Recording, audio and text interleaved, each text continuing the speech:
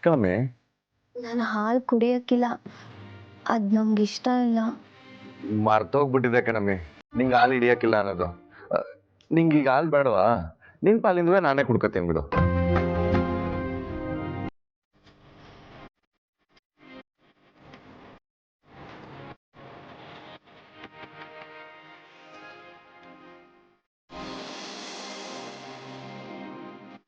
ಇದ್ಯಾಕಮ್ಮ ಹಿಂಗ್ ನಿಂತ್ಕೊಂಡ್ಬಿಟ್ಟೆ?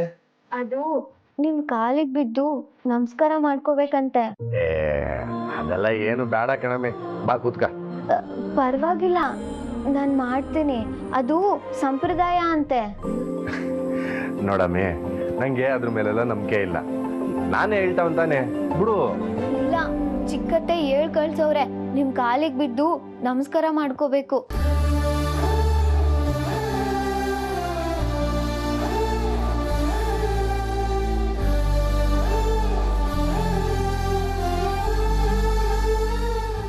ಅಯ್ಯೋ, ಗಂಡ್ಸ್ರು ಹಂಗೆಲ್ಲ ಮಾಡ್ಬಾರ್ದು.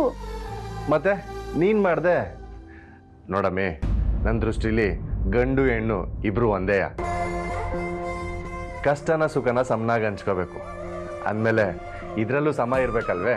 ಅಯ್ಯಯ್ಯೋ, ನೀವು ನನ್ನ ಕಾಲಿಗೆ ಬಿದ್ದು ನಮಸ್ಕಾರ ಮಾಡ್ಕೊಂಡ್ರಿ ಅಂತ ಅವ್ರಿಗೇನಾದ್ರೂ ಗೊತ್ತಾದ್ರೆ ಅವ್ರ ಹತ್ರ ನಾನು ಬಯಸ್ಕೋಬೇಕಾಯ್ತದೆ.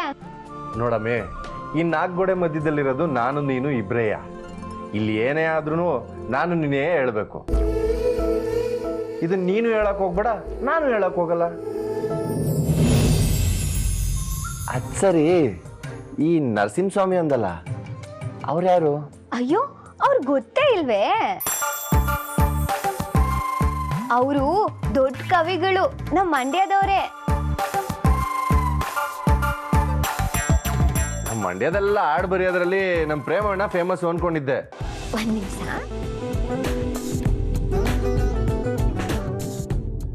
ಏನಪ್ಪ ಇದು, ಕೂತ್ಕೊಂಡು ಹಾಡು ಕೇಳ್ಬೇಕಂತೆ. ಈ ವಯಸ್ಸಿನ ಹುಡುಗ ಹುಡುಗಿ ಎಲ್ಲ ಜೊತೆಗೆ ಸೇರಿದ್ರೆ ಏನೇನೋ ಮಾತಾಡ್ತಾರೆ ಅಂತ ಕೇಳಿದ್ದೆ. ಆದ್ರೆ ಇಲ್ಲಿ ನೋಡಿದ್ರೆ ಕವನ ಓದ್ತೀನಿ ಅಂತ ಕೂತವಳು ನಮ್ಮ ಹುಡುಗಿ. ನಮ್ ಕ್ವಾಟ್ಲೆ ಬೆಳಗ್ಗೆನೆ ಕಾಯ್ಕೊಂಡು ಕೂತಿರ್ತಾನೆ ರೇಗ್ಸಕ್ಕೆ.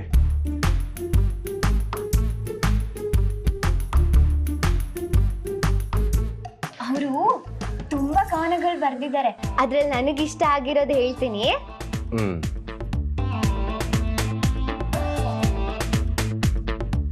ಸಂಜೆ ದೋಣಿಯಲ್ಲಿ ನದಿಯ ಜಲ ಕದಲಿದಾಗ ನೀರ ಪಲ್ಲವಿಯಲ್ಲಿ ಮೂಡಿದ ಮುತ್ತಿನ ಚಿಪ್ಪು. ಇಂಥವಾದ್ರೆ ನಂಗೂ ಗೊತ್ತು ಕಣಮ್ಮೆ. ಹೌದೇ? ಮತ್ತೆ ಹೇಳಿ. ಹೇಳನಮ್ಮೆ, ಒಂದೇ ನಿಮಿಷ.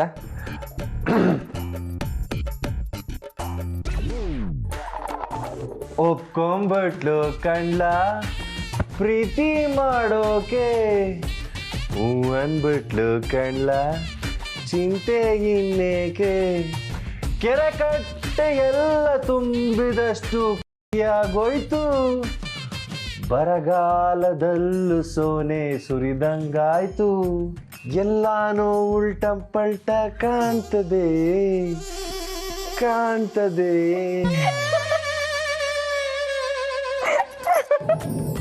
ಯಾಕಮ್ಮ ಹಿಂಗ್ನಾಗ್ತಾ ಇದ್ದೆ? ಮತ್ತೆ ನೀವ್ ಹೇಳಿದ್ದು ಪಿಕ್ಚರ್ ಹಾಡು, ಕವನ ಅಲ್ಲ. ಅದು ಬೇರೆ ಇದು ಬೇರೆ. ಮತ್ತೆ ನೀನ್ ಆಡು ಅಂತ ಹೇಳ್ದೆ, ನಾನು ಅದಕ್ಕೆ ಇದನ್ನ ಆಡ್ದೆ. ನಾನು ಇದು ಅದು ಎರಡು ಒಂದೇ ಅನ್ಕೊಂಡ್ಬಿಟ್ಟಿದ್ದೆ. ಹಂಗಾದ್ರೆ ಪಿಕ್ಚರ್ ಹಾಡೆಲ್ಲ ಬೇರೆಯಾ?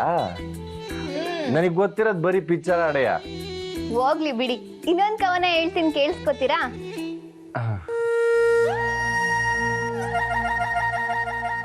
ನನ್ನ ಗುಡಿಸಲ ಮೇಲೆ ಮಲಗಿ ಹೋದು ಬೆಳ್ಳಿ ಬೆಳಕು, ಅರೆ ಬೆಳೆದ ಚಂದಿರನ ತಂಪಾದ ಎಳೆಯ ಬೆಳಕು.